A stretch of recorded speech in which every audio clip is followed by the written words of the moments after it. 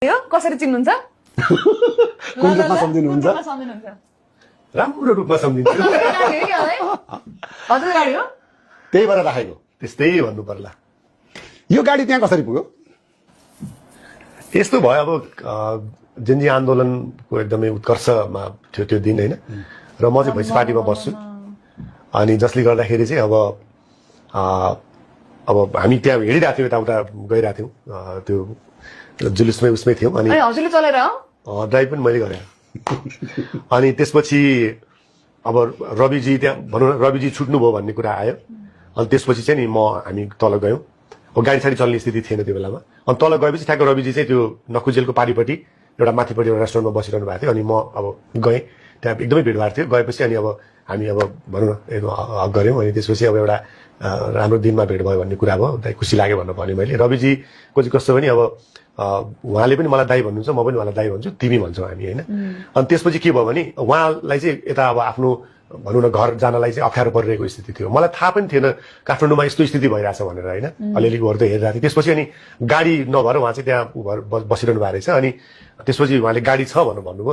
अनि मैले छ भने अनि हाम्रो उहाँको भनौँ न आशिषजी उहाँको जुन सेक्युरिटी इन्चार्ज उहाँले अनि सोधेपछि त्यहाँबाट मैले अनि वाइ नट अब गाडी भनेको कुरा त हाम्रो लागि नै हो, त्यो गाडी भन्दा मान्छेको जीवन र ऊ ठुलो हो। त्यसपछि त्यहाँबाट अनि मैले अनि घरमा आएँ, अनि गाडी निकालेँ। र त्यसपछि त्यहाँ म त्यो भिडमा नकुमा अगाडि जाँदाखेरि त्यहाँ अब हाम्रो जेन्जी भाइ बहिनीहरू सबै एउटा हुनुहुन्थ्यो होइन। उहाँहरूको एक्सप्रेसन चाहिँ कस्तो भइरहेको थियो भने को पागल हो यस्तो बेलामा गाडी लिएर आउने, त्यो पनि टिलिल्ल टल्केको निलो गाडी होइन। अनि त्यसपछि त्यहाँ पुगेपछि उहाँलाई गाडीमा राख्ने यति गाह्रो भयो होइन। बल्ल बल्ल अनि म ड्राइभिङ सिटमै थिएँ म। अनि त्यसपछि बल्ल बल्ल गाडी अब सबैले चाहिँ हामी लैजान्छौँ रवि दाइलाई भनेर भनिरहनु भएको थियो। अलिक गाडी साडी ड्राइभिङ पनि भयो। र त्यसपछि चाहिँ मैले उहाँलाई राखेर अनि बाहिर निकालेको कारण चाहिँ के भने यदि रविजी बाहिर ननिस्किनु भएको भए चाहिँ गाडी सखाप हुन्थ्यो, किन त्यहाँ गाडी चलाउने स्थिति थिएन। त्यसले गर्दाखेरि पनि त्यो सनरुफ त्यो एउटा भनौँ न त्यसको चाहिँ एउटा प्लस पोइन्ट भयो। अनि सनरुफबाट उहाँलाई बाहिर निकालेपछि चाहिँ अब सेफ हुने भयो। र मैले त्यो बेलामा ड्राइभ गरेको अब यस्तो मलाई सम्झिँदाखेरि यस्तो ड्राइभ गरियो कि होइन, पछाडि सबै बाइकबाट फलो भइरहेको थियो होइन। अनि उहाँलाई सुरक्षित ठाउँमा पुर्याउनु पर्ने थियो। अब यस्तो ड्राइभ गरियो कि त्यो कुनै कुनै ठाउँमा त त्यो यताउता जाने ठाउँ थिएन, आगो बलिरहेको थियो बाटोमा, आगोबाट नि कुदाइयो होइन। अनि त्यसो उहाँलाई सेफली चाहिँ जो पुर्याइयो। म त्यति नदेखेको भएर रामकृष्ण ढकालको गाडी प्रयोग भयो भन्ने कुरा चाहिँ आएको छ, मेरो नाम चाहिँ त्यति आएन।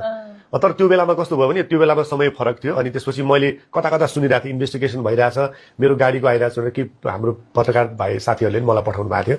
अनि मैले के भने अब त्यो कति ठाउँमा त मैले नै अब उहाँलाई चाहिँ कुनै अनलाइनमा मैले योजना बनाएर उहाँलाई निकालेर लिएर गएको भन्ने कुराहरू त्यस्तो पनि कुराहरू आइरहेको थियो।